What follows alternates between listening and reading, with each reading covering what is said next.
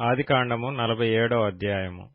యోసేపు వెళ్లి ఫరోను చూచి, నా తండ్రియు నా సహోదరులను వారి గొర్రెల మందలతోనూ వారి పశువులతోనూ వారికి కలిగినదంతటితోనూ కనాను దేశము నుండి వచ్చి గోషెనులోనున్నారని తెలియజేసి, తన సహోదరులందరిలో 5 వెంటబెట్టుకుని పోయి వారిని ఫరో సమక్షమందు ఉంచెను. ఫరో అతని సహోదరులను చూచి, మీ వృత్తి ఏమిటని అడిగినప్పుడు వారు, నీ దాసులమైన మేమును మా పూర్వీకులను గొర్రెల కాపరులమని ఫరోతో చెప్పిరి. మరియు వారు, కనాను దేశమందు కరువు భారముగా ఉన్నందున నీ దాసులకు కలిగియున్న మందలకు మేత లేదు కనుక ఈ దేశములో కొంతకాలముండుటకు వచ్చితిమి. కాబట్టి గోషెను దేశంలో నీ దాసులు నివసింప సెలవిమ్మని ఫరోతో అనగా, ఫరో యోసేపును చూచి, నీ తండ్రియు నీ సహోదరులను నీ యొద్దకు వచ్చియున్నారు. ఐగుప్తు దేశము నీ ఎదుట ఉన్నది. ఈ దేశంలోని మంచి ప్రదేశమందు నీ తండ్రిని నీ సహోదరులను నివసింపచేయము. గోషెను దేశంలో వారు నివసింపవచ్చును. వారిలో ఎవరైనా ప్రజ్ఞ గలవారని నీకు తోచిన ఎడల నా మందల మీద వారిని అధిపతులుగా నియమించుమని చెప్పెను. మరియు యోసేపు తన తండ్రి అయిన యాకోబును లోపలికి తీసుకుని వచ్చి ఫరో సమక్షమందు అతని నుంచగా, యాకోబు ఫరోను దీవించెను. ఫరో, నీవు జీవించిన సంవత్సరములెన్ని అని యాకోబును అడిగినందుకు యాకోబు, నేను యాత్ర చేసిన సంవత్సరములు 130, నేను జీవించిన సంవత్సరములు కొంచెముగాను దుఃఖసహితమైనవిగా ఉన్నవి. అవి నా పితరులు యాత్ర చేసిన దినములలో వారు జీవించిన సంవత్సరములన్నీ కాలేదని ఫరోతో చెప్పి ఫరోను దీవించి ఫరో ఎదుట నుండి వెళ్లిపోయెను. ఫరో ఆజ్ఞాపించినట్లు యోసేపు తన తండ్రిని తన సహోదరులను ఐగుప్తు దేశములో నివసింపచేసి ఆ దేశములో రామసేసను మంచి ప్రదేశములో వారికి స్వాస్థ్యమునిచ్చెను. మరియు యోసేపు తన తండ్రిని తన సహోదరులను తన తండ్రి కుటుంబపు వారినందరినీ వారి వారి పిల్లల లెక్క చొప్పున వారికి ఆహారమిచ్చి సంరక్షించెను. కరువు మిక్కిలి భారమైనందున ఆ దేశమందంతటను ఆహారము లేకపోయెను. కరువు వలన ఐగుప్తు దేశమును కనాను దేశమును క్షీణించెను. వచ్చిన వారికి ధాన్యమమ్ముట వలన ఐగుప్తు దేశములోను కనాను దేశములోను దొరికిన ద్రవ్యమంతా యోసేపు సమకూర్చెను. ఆ ద్రవ్యమంతటిని యోసేపు ఫరో నగరులోనికి తెప్పించెను.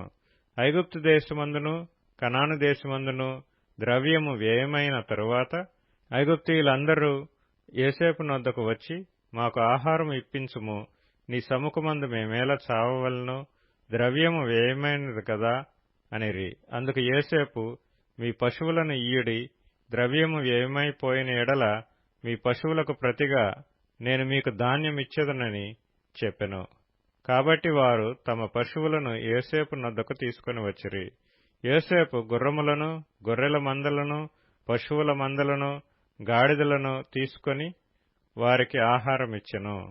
ఆ సంవత్సరమందు వారి మందలన్నిటికీ ప్రతిగా అతడు వారికి ఆహారమిచ్చి సంరక్షించెను.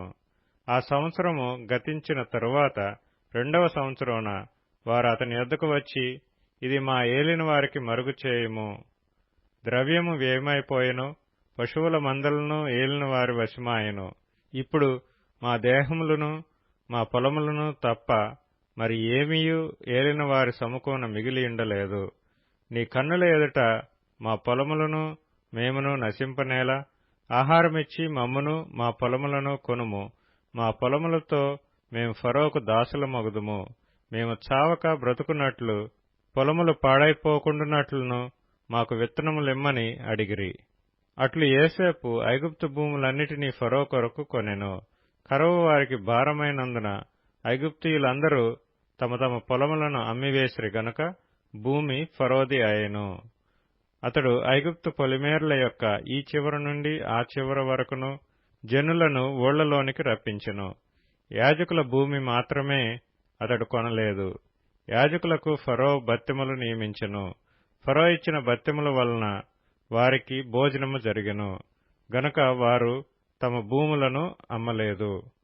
యోసేపు, ఇదిగో నేడు మిమ్మును మీ భూములను ఫరో కొరకు కొనియున్నాను.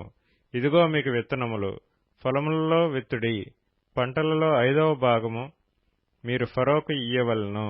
4 భాగములు పొలములలో విత్తుటకును, మీకును మీ కుటుంబపు వారికిని ఆహారమొగటుకును, మీ పిల్లలకు ఆహారమునకును మీవై యుండునని ప్రజలతో చెప్పగా, వారు, నీవు మమ్ము బ్రతికించితివి, ఏలిన వారి కటాక్షము మా మీద నుండనిమ్ము, ఫరోకు దాసులమొగుదుమని చెప్పిరి.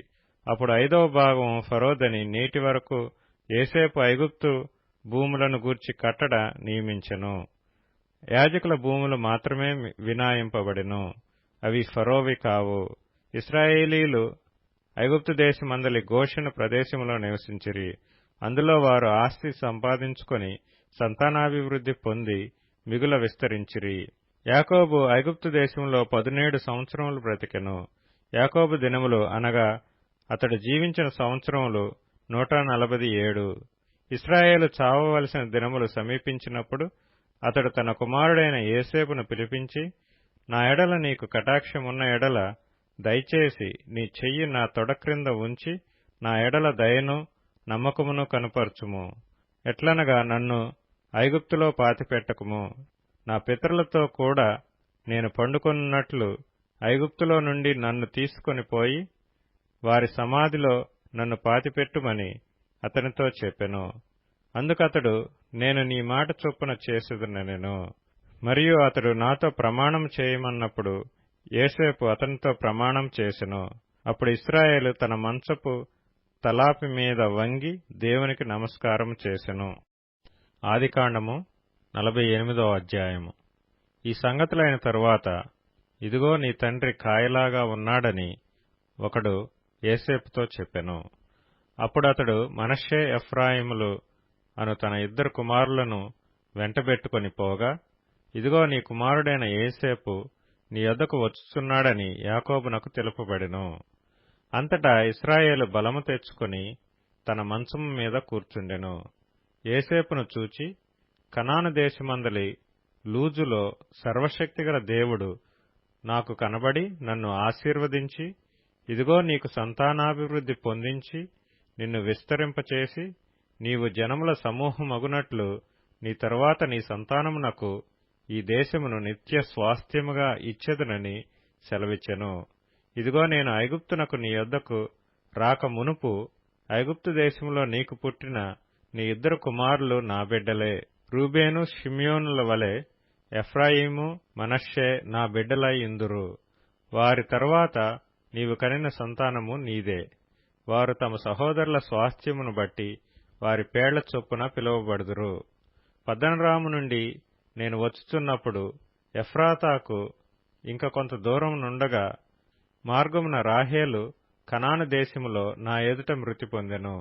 అక్కడ బెత్లెహేమును ఎఫ్రాతా మార్గమున నేను ఆమెను పాతిపెట్టితునని యోసేపుతో చెప్పెను. ఇశ్రాయేలు యోసేపు కుమారులను చూచి వీరెవరని అడగగా, యోసేపు, వీరు నా కుమారులు, వీరిని ఈ దేశమందు దేవుడు నాకనుగ్రహించునని తన తండ్రితో చెప్పెను. అందుకతడు, నేను వారిని దీవించుటకు నా దగ్గరకు వారిని తీసుకొని రమ్మనెను. ఇశ్రాయేలు కన్నులు వృద్ధాప్యం వలన మందముగా ఉండిన గనుక అతడు చూడలేకపోయెను. యోసేపు వారిని అతని దగ్గరకు తీసుకుని వచ్చినప్పుడు అతడు వారిని ముద్దు పెట్టుకుని కౌగలించుకొనెను. ఇశ్రాయేలు యోసేపుతో, నీ ముఖము చూచెదనని నేను అనుకొనలేదు గాని నీ సంతానమును దేవుడు నాకు కనపరిచి ఉన్నాడనగా, యోసేపు అతని మోకాళ్ల మధ్య నుండి వారిని తీసుకొని అతనికి సాష్టాంగ నమస్కారం చేసెను. తరువాత యోసేపు ఇశ్రాయేలు ఎడమ చేతి తట్టున తన కుడిచేత ఎఫ్రాయిమును, ఇశ్రాయేలు కుడిచేతి తట్టున తన ఎడమ చేత మనష్షేను పట్టుకొని వారినిద్దరినీ అతని దగ్గరకు తీసుకొని వచ్చెను. మనష్షే పెద్దవాడైనందున ఇశ్రాయేలు తన చేతులను యుక్తిగా చాచి చిన్నవాడైన ఎఫ్రాయిము తల మీద తన కుడి చేతిని, మనష్షే తల మీద తన ఎడమ చేతిని ఉంచెను. అతడు యోసేపును దీవించి, నా పితరులైన అబ్రహాము, ఇస్సాకు ఎవని ఎదుట నడుచుచుండిరో ఆ దేవుడు, నేను పుట్టినది మొదలుకొని నేటి వరకును ఎవడు నన్ను పోషించునో ఆ దేవుడు, అనగా సమస్తమైన కీడులలో నుండి నన్ను తప్పించిన దూత ఈ పిల్లలను ఆశీర్వదించునుగాక. నా పేరును అబ్రాహాము ఇస్సాకులను నా పితరుల పేరును వారికి పెట్టబడునుగాక. భూమియందు వారు బహుగా విస్తరించుదురుగాక అని చెప్పెను. యోసేపు ఎఫ్రాయిము తలమీద తన తండ్రి కుడిచేయి పెట్టుట చూచినప్పుడు అది అతనికి ఇష్టము కాకపోయెను. గనుక అతడు మనష్షే తలమీద పెట్టించవలనని తన తండ్రి చెయ్యి ఎఫ్రాయిము తలమీద నుండి ఎత్తి, నా తండ్రి, అట్లు కాదు, ఇతడే పెద్దవాడు, నీ కుడిచెయ్యి ఇతని తలమీద పెట్టుమని చెప్పెను. అయినను అతని తండ్రి ఒప్పక, అది నాకు తెలియను, నా కుమారుడా, అది నాకు తెలియను, ఇతడును ఒక జనసమూహమై గొప్పవాడగును గాని ఇతని తమ్ముడు ఇతని కంటే గొప్పవాడగును, అతని సంతానము జనముల సమూహమగునని చెప్పెను. ఆ దినమందు అతడు వారిని దీవించి, ఎఫ్రాయిము వలెను మనష్షే వలెను దేవుడు నిన్ను చేయునుగాకని ఇశ్రాయేలీలు నీ పేరు చెప్పి దీవించెదరనెను. అలాగు అతడు మనష్షే కంటే ఎఫ్రాయిమును ముందుగా ఉంచెను. మరియు ఇశ్రాయేలు, ఇదిగో నేను చనిపోవచున్నాను, అయినను దేవుడు మీకు తోడయుండి మీ పితరుల దేశమునకు మిమ్మును మరలా తీసుకొని పోవును. నేను నీ సహోదరుల కంటే నీకు ఒక భాగము ఎక్కువగా ఇచ్చితిని, అది నా కత్తితోనూ నా వింటితోనూ అమోరీయుల చేతిలో నుండి తీసుకొంటినని యోసేపుతో చెప్పెను.